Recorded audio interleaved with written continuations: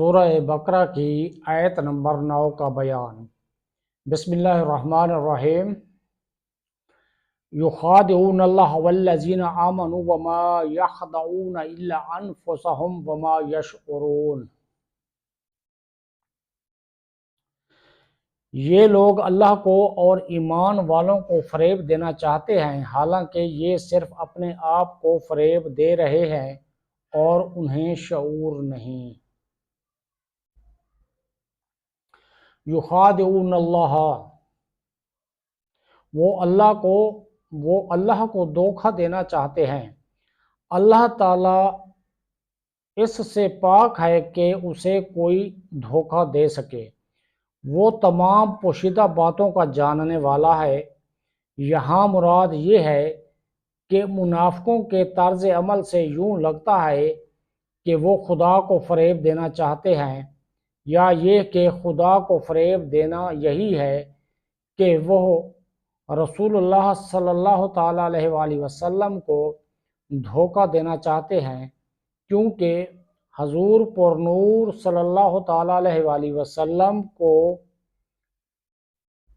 وسلم اللہ تعالیٰ کے نائب اور خلیفہ ہیں، اور انہیں دھوکہ دینے کی کوشش گویا خدا کو دھوکہ دینے کی طرح ہے۔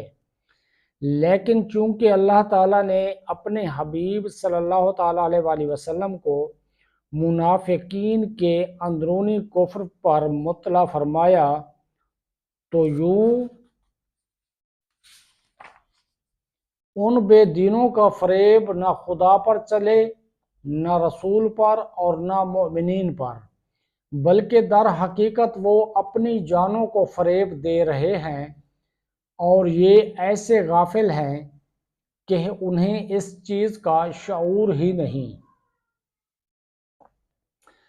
ظاہر و باطن کا تضاد بہت بڑا عیب ہے۔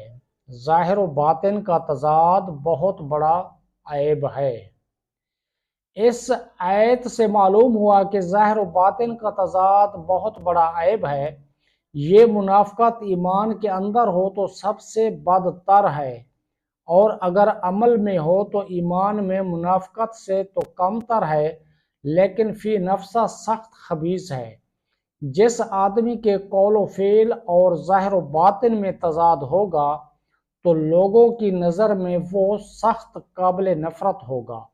ایمان میں منافقت مخصوص لوگوں میں پائی جاتی ہے، جبکہ عملی منافقت ہر سطح کے لوگوں میں پائی جا سکتی ہے۔